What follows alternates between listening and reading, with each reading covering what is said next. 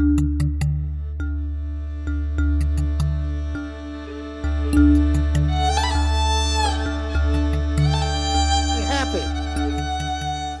She welcomed a new granddaughter, Juliet Grace Miller O'Leary, 12 days ago. And I might say Sojourners know a lot about grandchildren. We could go on and on about that. She is an educator with many years of service at Goshen High School teaching English. She's active in our congregation, serves on several governing boards, including AMBS. She's active in philanthropy with her husband, Galen. She loves to travel. And her recent travels to Europe, Switzerland, Germany, and France with a tour in terms of Anabaptist interests are why she is with us this morning. In this year 2025, we have the opportunity to deepen our historical ties to the 16th century Anabaptists. Sue and the tour team went to the places where Anabaptists lived and sometimes hid. And then she was also a part of a large gathering, over 1,000 people from Europe and other places on the 500th birthday that was celebrated there. Welcome, Sue, and your helpers as you share the highlights. As I told the people who are going to be helping me today, this is a little weird to hear a feedback, so I'll get used to it. This is the beginning of summer, though, so this is going to be a little bit loosey-goosey. Also, I've been a little busy. I don't know how this picture got in there, but she is a beauty and has been a wonderful, it's been really wonderful to spend a lot of time with her, along with, I have been a power of attorney and a caretaker for my aunt who was 98 years old and passed away a week ago. And so this weekend I finished helping care for the baby, and then we had 2 funerals, and then this today. So we're just going to have some fun, and Bud and Phyllis are in the back. If we need to speak into the microphone, you might have to come up here. Although Bud told me that if anybody gets out of line, he's in the back and he can be the bouncer and make sure that you get going. This was such a great opportunity for us to travel with friends from College Church, a small group, and be led by Joe Springer, who knows everything. Really, he knows everything. And what he doesn't know, Joanne knows. And so it was just really a gift to travel with them. We didn't have a single argument the whole time, I don't think. The only tension we had was with Bud, who couldn't get his, what was it you were looking for to drink? A mocha. And he would go into restaurants and say, I'd like a mocha. And people would make faces. They'd go, oh, chocolate and coffee? Oh, how would you do that? I mean, I saw them do that. So he finally, that was the only problem we had the whole time. And he finally settled it. In a few places, we were able to find some mochas. Here's the requisite out of the airplane window shot. Galen and I and Becky and Kevin went in a day or two early, and we met in Zurich. Joe met us in Zurich, and we spent the first afternoon on Lake Zurich, just really relaxing. It was a really relaxing afternoon. We took a tour of that, and then the next day we had this great boat ride. When Joe was with us on this, and he filled us in on there's a Landis village along this lake side. There were several Anabaptist places along Lake Zurich. And then the next day, that evening we ate together, had a great time. The next day, the 4 of us took a trip into an area that we were not going to be covering in Switzerland, what I would call Heidi country, if you all know Heidi, the story. It was beautiful, beautiful country. And we happened on a small town called Marin, Marangenon, I believe it was called. And as we drove by, I said, that's a statue of Sherlock Holmes. And so we turned around and went back, and I taught high school English and taught a mystery class for a number of years.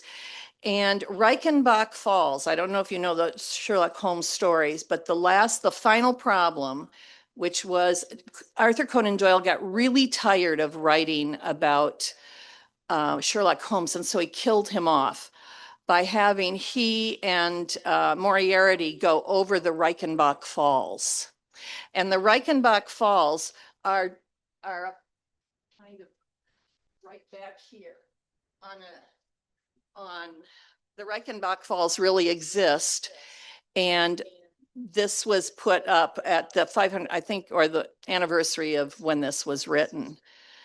So that was a really fun thing for me to see on that particular day. By the way, Doyle had so many people were so angry at him for killing Sherlock Holmes that eventually he also eventually needed to make a little more money. And he brought Sherlock Holmes back to life, who didn't really die there, but went off and toured all over the Far East and ended up back in London where he could solve more mysteries. So that was a fun day for me.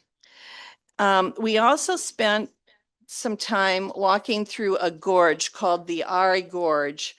And there was beautiful in the Alps. It was a beautiful gorge. You can see here what the gorge looks like on the left.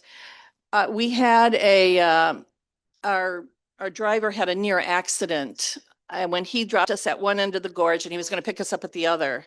And he had a near accident and blew out a tire. So while we were waiting, Becky was able to swing with this little boy who wanted to help you, right? Yeah, he came over. He said he could help her do this swinging, and so we spent the day doing that.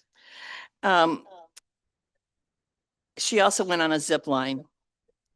I didn't, but we also visited these Lauerbatten Falls, and you can't really see this on the right. Mühlenplatz is a place, if you're a Star Wars person. Is it Star Wars? No. Tolkien, if you're a Tolkien fan. And there was a mannequin dressed up in full Tolkien paraphernalia. And so we saw that as well. So as you can see, the first days had nothing to do with Anabaptism. We just had fun. Are you here to take this red stuff out? Oh, why is he here? It's this echoing. I thought maybe he could mute something. Oh, no, it's okay. I can do this. I can do this. Okay. Galen is always trying to help me, which is great most days.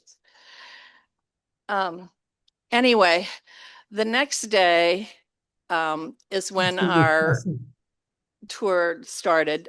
Bud and Phyllis joined us the night before, and we went, oh, I'm sorry, at the end of our day on the tour that the four of us went on, we ended up in Lucerne, which is just a really lovely town. The next day we started our tour, and here was a plaque along the river that commemorated Michael Sattler. And I don't know what to do there. I know that an Amish group put that there. Did the rest of you remember the story of this? Because I had a little hard time remembering it. Becky, do you know about this? Okay, sorry. This is the site of the drowning of Felix Mons. Michael Sattler came a little bit later in Germany. But Joe was saying that partly this commemoration came from some activism on the part of a particular Amish group from like North Dakota or somewhere out west.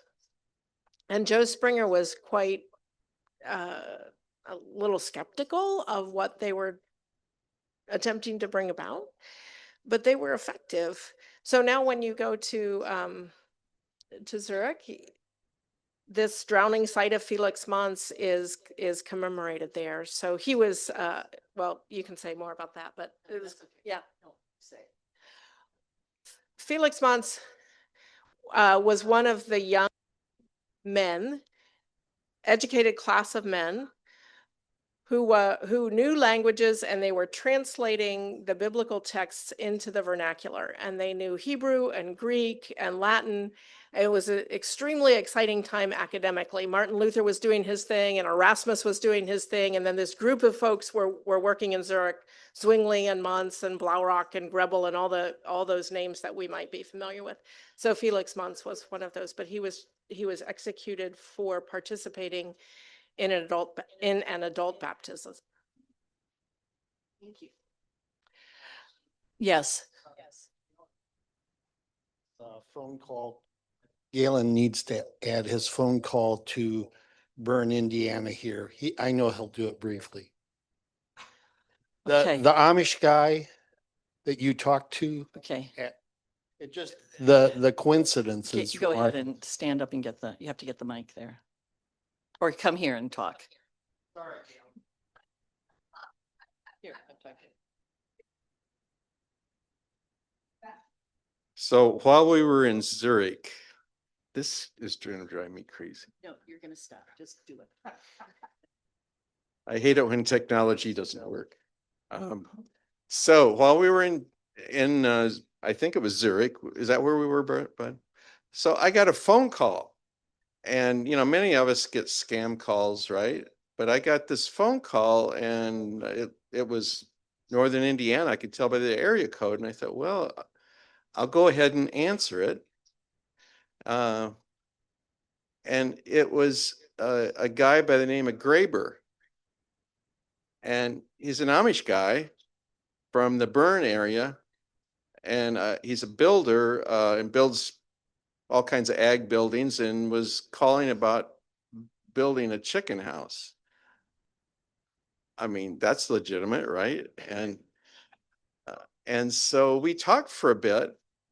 And I said, well, he said, well, where are you? I said, oh, I can't meet right now, but I'm out of the country. He says, well, where are you? I said, I'm in Switzerland, not far from Bern. And of course he didn't know how to take that, but what Bud's referring to is the coincidence of getting a call from an Amish guy in Bern, Indiana, while we're in Zurich, Switzerland. You talked about Martha's Mirror and the drowning. He started to go on to you about. Yeah, he knew about Martyr's Mirror, and he knew about this situation where we were and so forth. So it was quite the coincidence that he knew all the history there. Just saying, we can never get away from chicken. And we thank you for supporting our family. Anyway, we took a walking tour with Joe this day. We saw this. What else did we see? We saw the statue. And I didn't take these pictures thinking that I was going to make a presentation, but this is a statue of Zwingli. Okay, thank you. I should have also prefaced this by saying I don't come from a Mennonite background, and this was all new for me. And I can't remember, I'm not good at remembering dates and so forth. I kind of get the ambiance of it. So the rest of you are going to have to kind of chime in with what's important. My guess is that every person sitting here knows more about Mennonite history than I do. But this was obviously was Zwingli, who was a reformer, kind of started in the Mennonite tradition before he left eventually. He's in front of the Rathaus there. That's not a church. It's a government building. So we saw his statue. We also, this is an awful picture, but in this house, Conrad Grabel and Felix Mons lived. I thought it was interesting, Joe pointed out to us that these early Anabaptists were not rural. They lived in the city. They were highly educated and they were doing academic work. A lot of times we think of Mennonites coming from a rural background, but really the roots there were not rural and were academic as well. And they lived in a house here. There, I was impressed as we went through here, as we went to every place, the people of Switzerland, I think particularly the Reformed Church, was very good about honoring the Anabaptists. There were plaques put up that were new because this was the 500th anniversary. Every place we went, and also in one town, it was Bern, they actually had a little path where kids could walk.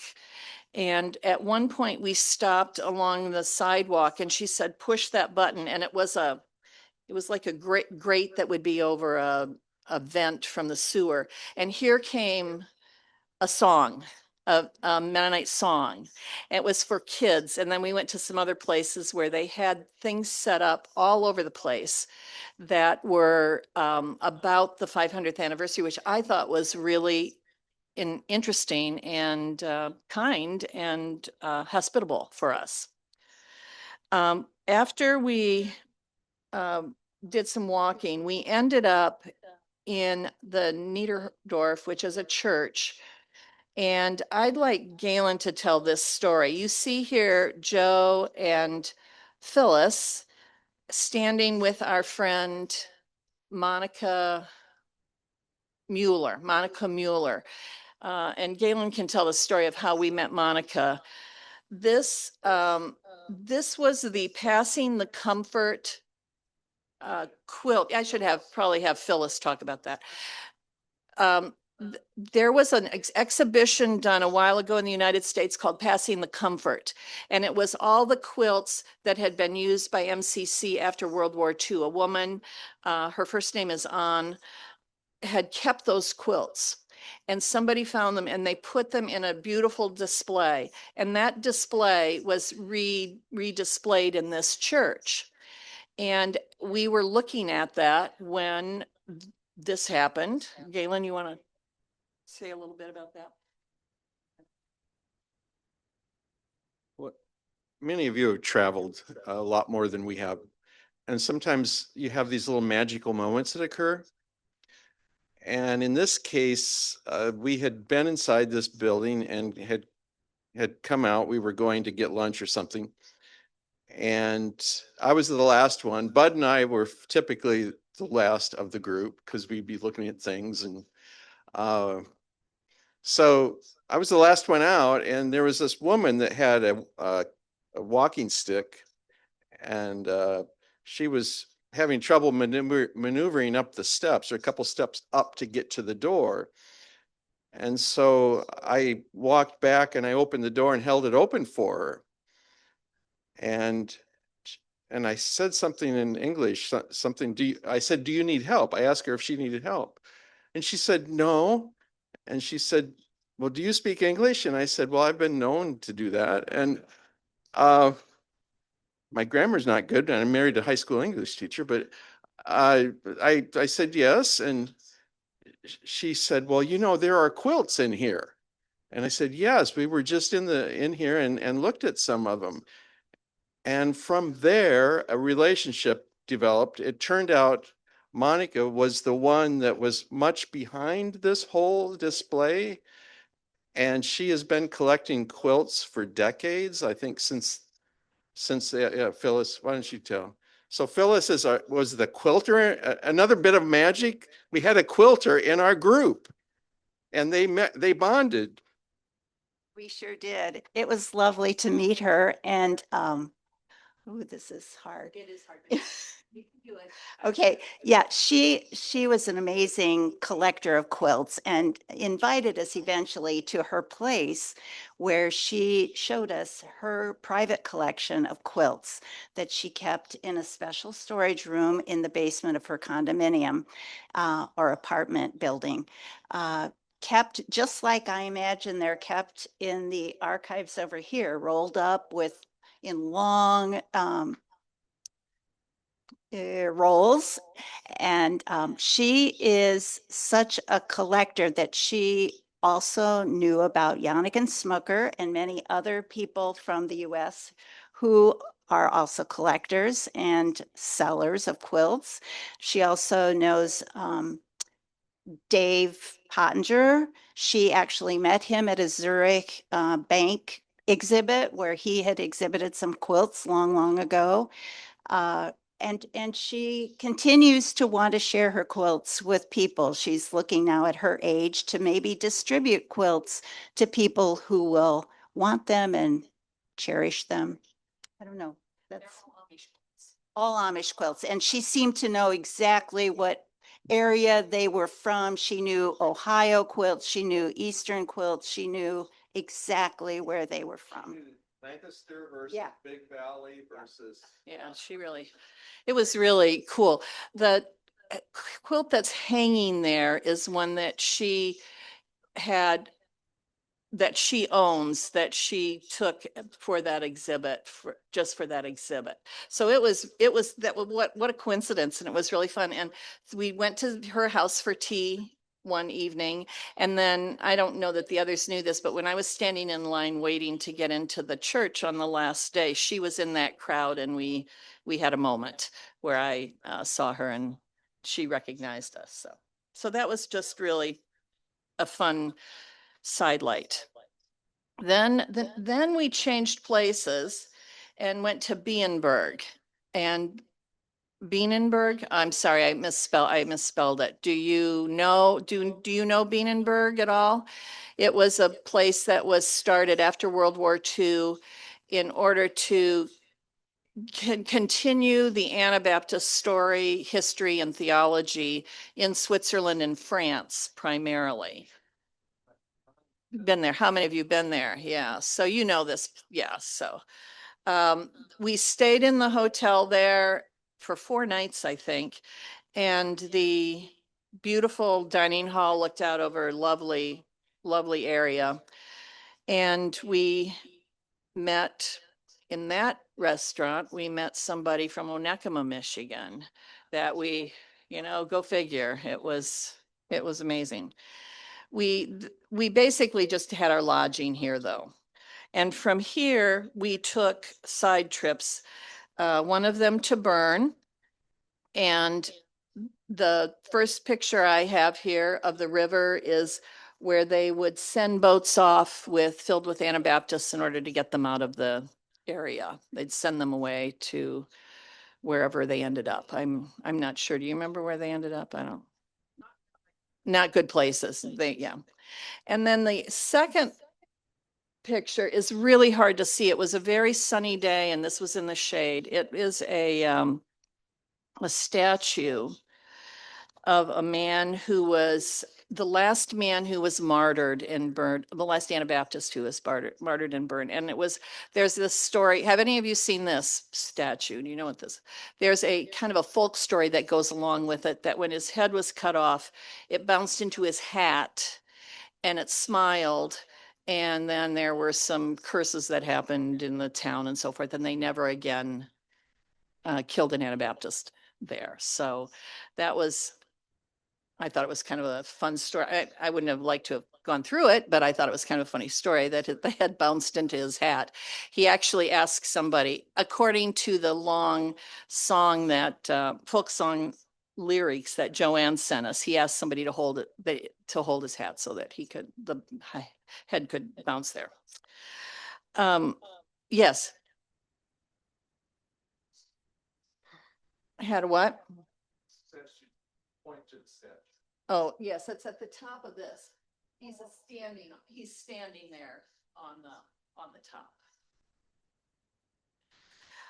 Then also in Bern, one of my favorite places was they have a bear enclosure. There's only 2 bear in Bern. Bern meaning bear. And you can see there's a couple of, they look kind of like American grizzlies, but I'm not sure what kind of bears they really were. We did a walking tour there with a woman named Elsbeth Zurcher, who was from the Mennonite church in Bern. And she's the one who introduced us to the children's things that were happening around town. Maybe some of you know her as well. Then we went to Troxelwald, which is a small castle with a tower. There's a tower, and it was a place where Anabaptists were imprisoned. The little bed there, that is one of the cells that they were kept in. And it was a lovely day. You know, the countryside was beautiful. And we talked a lot about martyrs.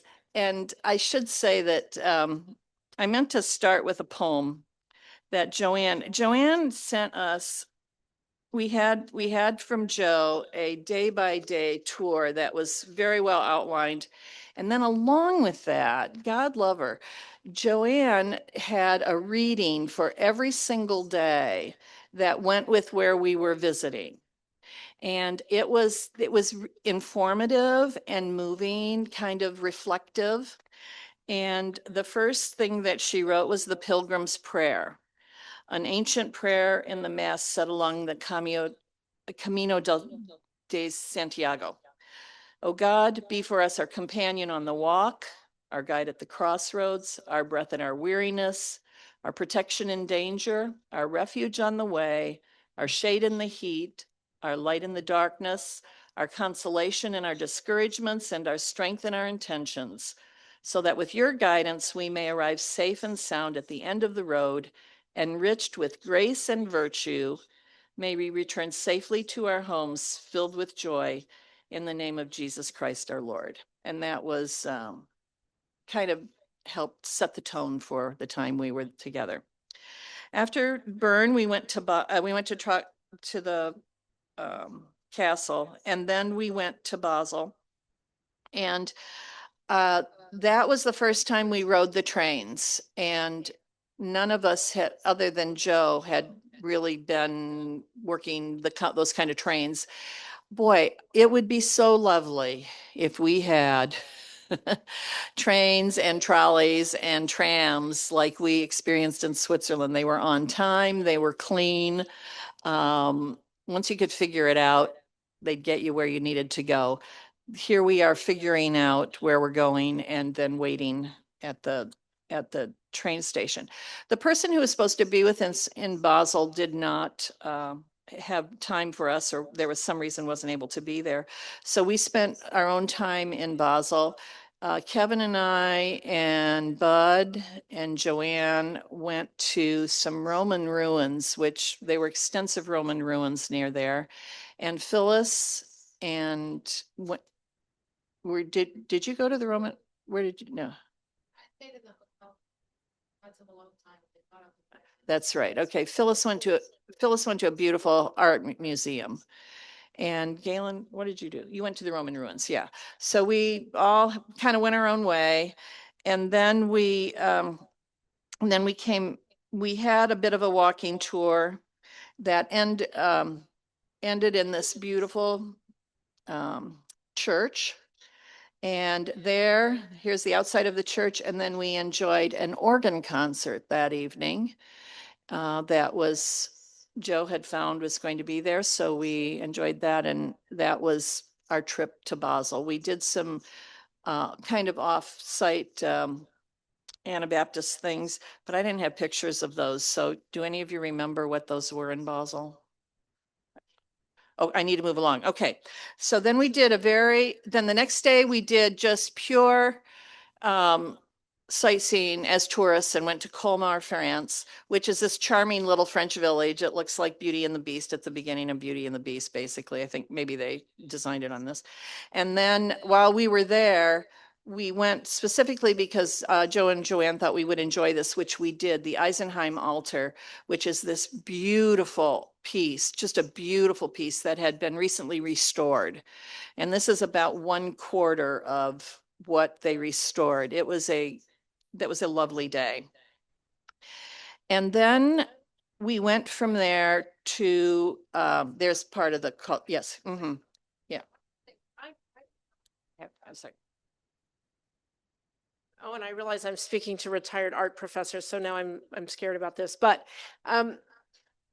one of the things about this altar is that Jesus is obviously suffering on this cross, and it was the transition between the medieval depictions of Jesus and other people who suffered, just sort of standing there with beatific faces as though they were superhuman. And part of the transition to this period of the Renaissance and the beginning and the Radical Reformation came out of this was the humanizing of Jesus. He really suffered on the cross, and the art began to depict that.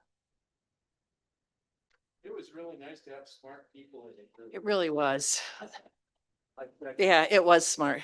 I also appreciated in this that it's Mary Magdalene who is at the foot of the cross there, not Mary, the mother of Christ. I was actually born on Mary Magdalene's saint day, so I'm always watching for Mary Magdalene, and she's showing up there. So we did this the next day. Then we went into heavy Anabaptism, which was wonderful. We went to Schleitheim, and we started in this lovely, small, civically run museum where they had the special display of flower bags that included Jacob Pletcher names. The names are on the flower bags of who the flower would go to. And there were a lot of Mennonite names there. Like wheat flour, as in mill. And then, of course, they have a copy of the Schleitheim Confession, which outlines Anabaptist ideas. And this is, I think, the third edition of the Schleitheim Confession, and there are only 2 copies in the world. One of them is here at Schleitheim, and the other one is here at the Mennonite Historical Library. So if you want to see the real thing, you have to talk to somebody over there. They'll probably let you look at it. But also in Schleitheim, and probably the highlight of the day for us, this is the village and the Reformed Church. The Reformed minister and his wife met us there, and her name was Doris. She was a church historian, and she learned that out of Schleitheim, there were paths that had gone up into the mountains from Schleitheim, and then 2 other two other small villages around. And they would meet at the top, and the Anabaptists would take those paths and meet at the top of the hill, probably for worship, also to run away from people. This place was at where there are like what we would call state lines, the canton lines. And so if they were being persecuted in one canton, they could jump over into the other canton and be safe. County lines, more like county lines, I guess, according to Galen. I think states, county, doesn't really matter. At any rate, so we went on a hike. The first thing we did was had a lovely outdoor lunch, and then we walked through this beautiful forest. It was filled with, we were there in the spring. That is, I don't know what there's a lot of wild garlic. It actually smelled garlicky as you were walking along. And it was uphill the entire way. And I really suffered, and I'm not kidding you, I really suffered going up that way. And God loved them. They all waited for me, and I actually made it to the top. And I'm so glad I didn't turn around, because at the top in this beautiful pasture was this monument. It's a stone monument. I'll give you some other pictures of it. That looks like just a big stone there. It's actually was made by an artist, and it was carved out of a piece of stone. See, there's a line. There's a line in it, and there's some crosses in it. And it was a monument placed there in honor of the Anabaptists who met there. When we approached the area, Doris said, "I'd like you to not talk anymore. And we're going to go and stand around this monument, and we are going to take a moment, and then we're going to talk about it." And this is Doris is stooping down, and her husband is on the right. Joe is taking the picture there. It was a very, very moving time. The artist conception was this line that's there is about not only about the path, but the line of Anabaptism that's just going to keep, just goes. And it was lovely. And we ended by singing In the Rifted Rock, which was great. Would anybody else like to speak to that? How that was? I'll just quickly say, you guys traveled to Joe. Joe and Joanne had run off hymns. Yeah, we, So I said something about, we were supposed to have thoughts, and my thought was, well, in the rifted rock, I'm resting. And after we all shared, Joe said, I just happened to have the hymn with me. And amazing preparation for everything. yeah, Amazing. it was, if you ever get a chance, it's pretty amazing. He walks really fast, though. Uphill too. Okay, then this then ended our time in this time in Switzerland. I have no idea what time it is. What time is it? Are we way past? Okay. What time is it? Okay, I can zip through. Then we went to Necker, and then we went to Necker where we met David and Sophie. And Necker is the place where Sattler. No, this is before then. This started our time with David and Sophie. So when we were in Zurich, we were in Switzerland, but we spent 4 days in Baumental with David and Sophie Lapjos, which was really lovely. Joe and Joanne and I are on the ministry support team, so we're in contact with them a lot. And it was just fun to see where they lived and how they lived and spend time with folks there. But before we went there, we went to Rothenburg and Necker, where the Sattler Peace Prize was given the night that we were there. And that Peace Prize was given to a woman named Asmahan Simri, who works for an organization, COMET, Comet-ME, Comet Me. And she's Palestinian and has quite a story to tell. She's an Israeli citizen, but she is Palestinian, and she's working for Palestinian liberation and helping get them what they need. So she received the Peace Prize, but also who spoke that night was the woman who wrote the book Unorthodox. Do you remember her name? Phyllis, I can't remember she was a Jewish woman who left the very strict Orthodox religion. It's called Unorthodox. And she spoke, that's who's speaking here. When we met Ashmahan the next morning, and she told us more of her story over breakfast.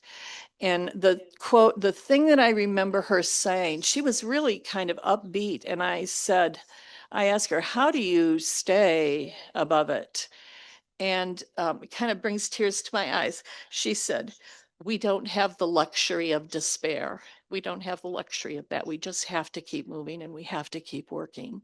So she received this prize, and that was our first time then with David and Sophie. And we spent time with them in Baumental. Here we are in their home, where we spent the next afternoon talking with them about their lives. On the right is the picture of the building where they meet their church. We did not meet in church there on Sunday because there was a tour bus coming through, and it was a much bigger imagination tour, where a lot of people we knew there. And so we didn't meet in this, we met someplace else. Here's Timmy. And that was at a really great coffee shop where I think Bud finally got his mocha. Would that be correct?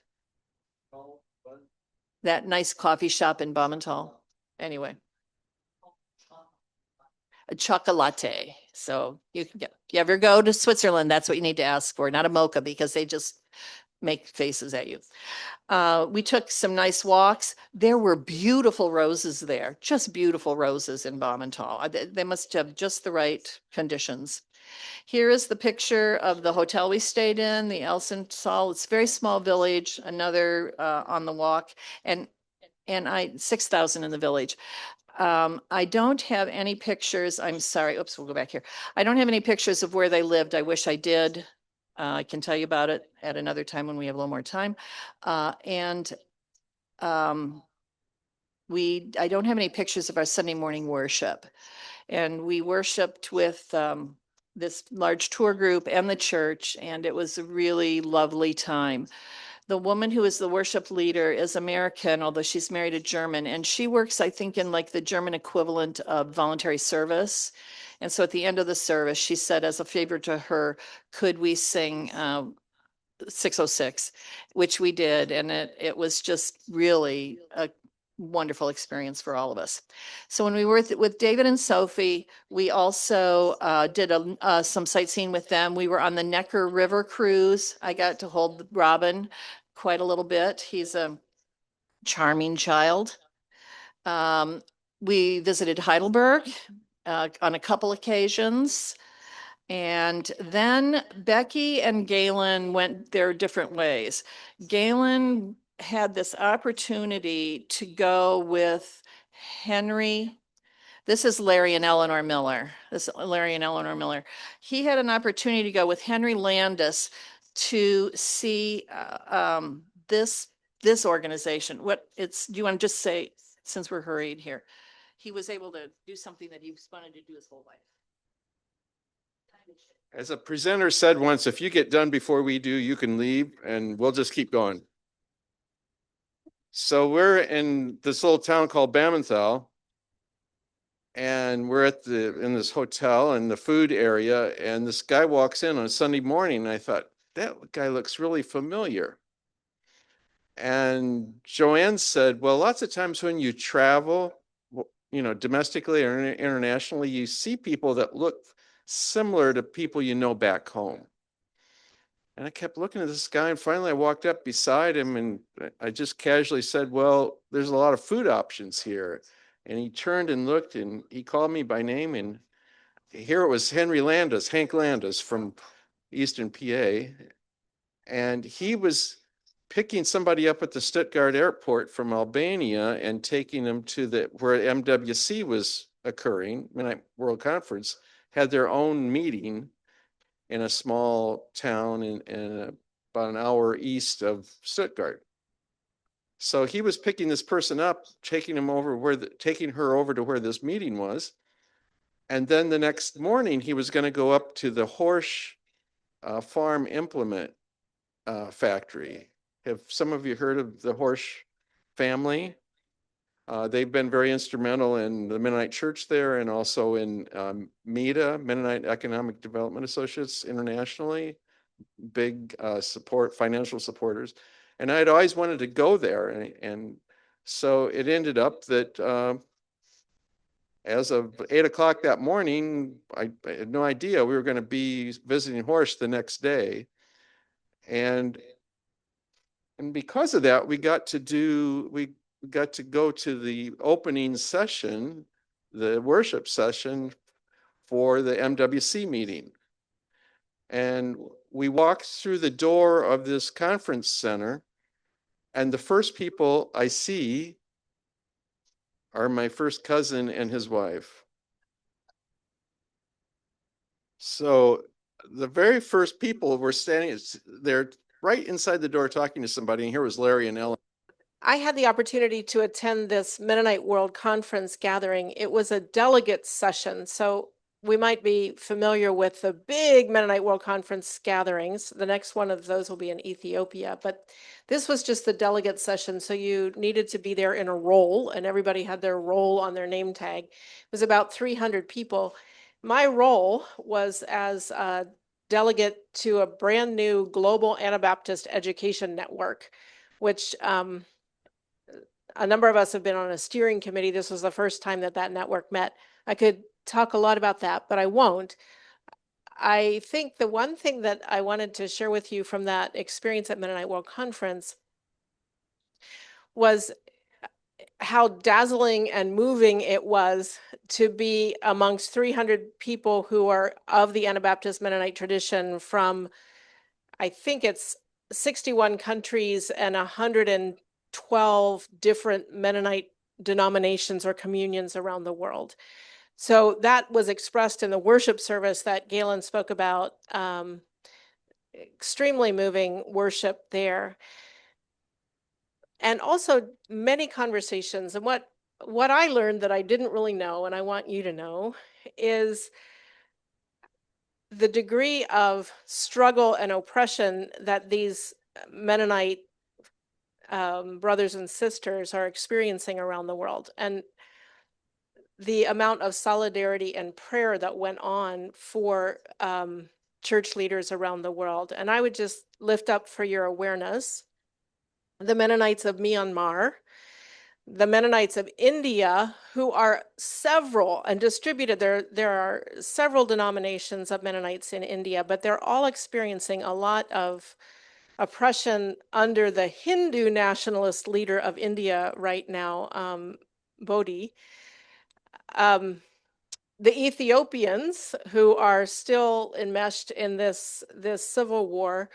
I had dinner with a Ukrainian Mennonite pastor who has moved his wife and children to Germany, but remains in Ukraine about 20 kilometers from the front line.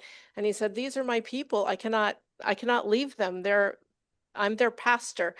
So it was kind of perspective giving to me that in that context, although we may feel that we're at a moment of despair over Christian nationalism and the kind of authoritarianism we're experiencing in the United States, none of that seemed terribly impressive when you were talking to people from Myanmar and Ukraine and Ethiopia and other places. So not to say that what we're experiencing here isn't very real and challenging and of a moment for us to find our voice.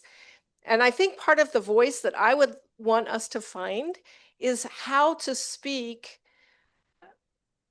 out of our principle of separation of church and state. Because that came through really strongly, whether it's Hinduism in India or Buddhism in Myanmar or Christianity in America right now, or Catholicism in Switzerland and Germany of the past. Really bad things happen to religion when they get the power of the state. And it's not just a flaw of Christianity. It is a flaw that seems to be shared by that combination of a religious identity with sort of unfettered military and economic power. So that is something that I came away thinking, what is our moment here, Mennonites of the United States? How do we speak into this moment? And that continues to compel me. I'll just quickly go through the last of this. Is that working now? Is this working? Okay, great. Then we went to one of the caves where Mennonites met.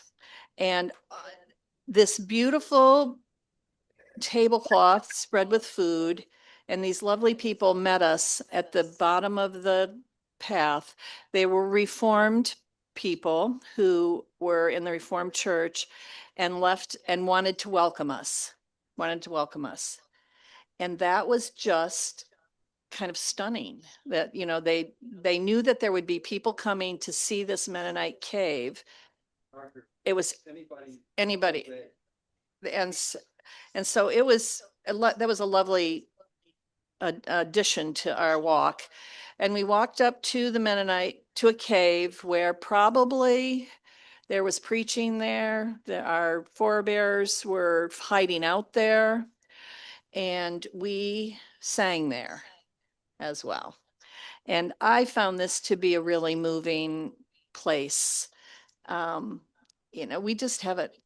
so easy. It was hard for me to walk up that hill too. And I thought, I bet people were sprinting up that hill trying to get away from people. And of course, it's a different time and so forth, but it was a lovely, lovely time.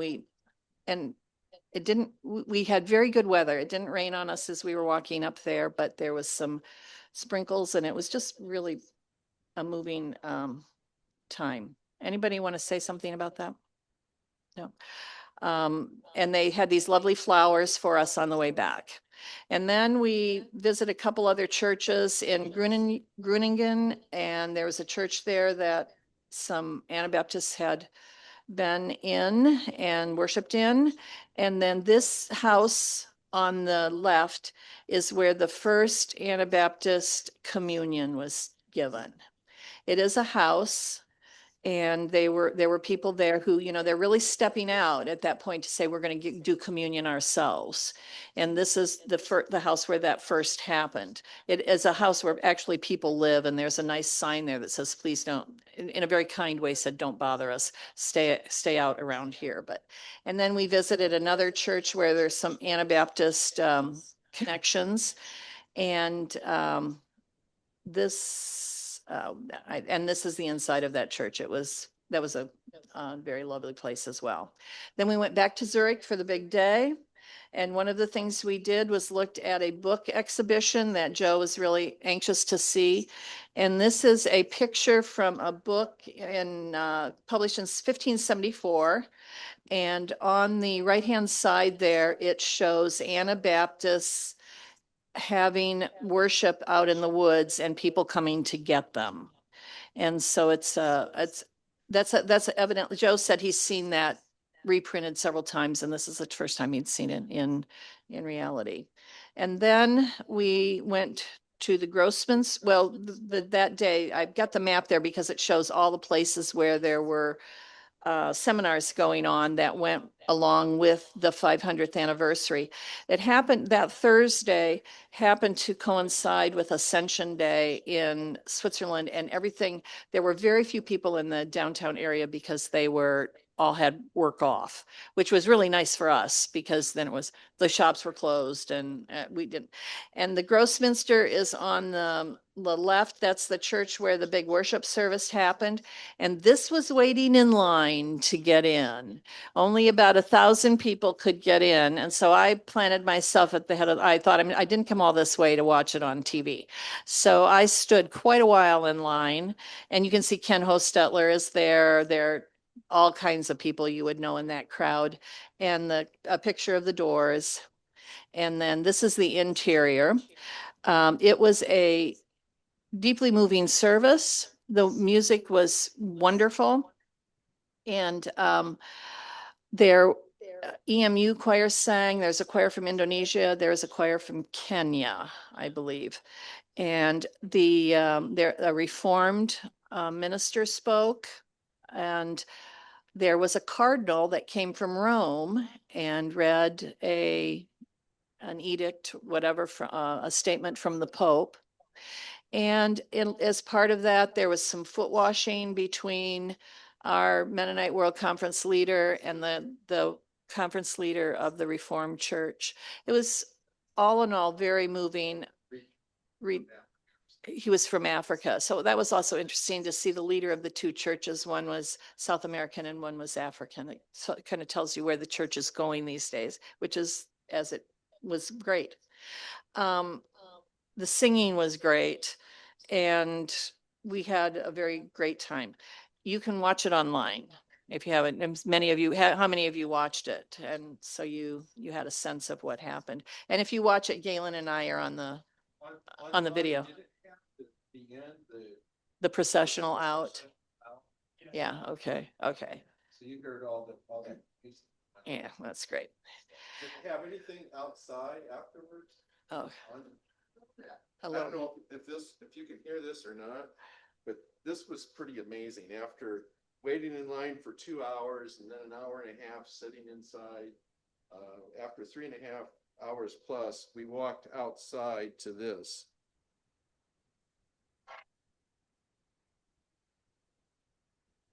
The bells, they just so loud and went on for between 10 and 15 minutes.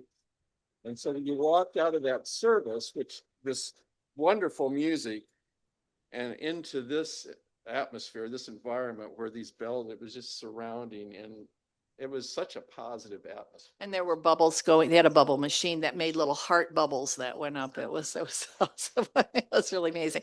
It was an amazing experience. A lot of North Americans there and a lot of people we knew. I had some former students or kids that I worked with on the musical. 4 of them were in the EMU choir, and so we had a picture together. You know, it was just a fun, wonderful time. I went to a seminar that was led by an Ethiopian, talked about the Ethiopian church, which is very different Mennonite, brand of Mennonite than we are, but my goodness, they're growing. It's just, they're the largest Mennonite congregation in the world, or conference in the world. And then our day was done. The next, we had a Phyllis and Bud left the next morning. And then Becky and Kevin went off to Lucerne to a mountaintop place and stayed. Galen and I spent another day in Lucerne and went up Mount Pilatus. And I wanted to end with this because it was really a mountaintop experience. And that's it. So sorry you don't have time. I talked too much, but it was an interesting trip, and thank you for listening.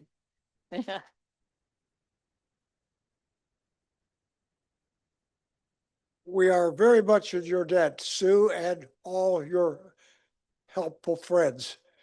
I might say that lots of us in Sojourners have traveled abroad, but at this stage of our lives, we don't get to go abroad as much because of something called frailty or whatever. So this is especially rewarding that you shared as you shared, so we could have this kind of experience, which we aren't quite as open to have personally. Thank you for sharing.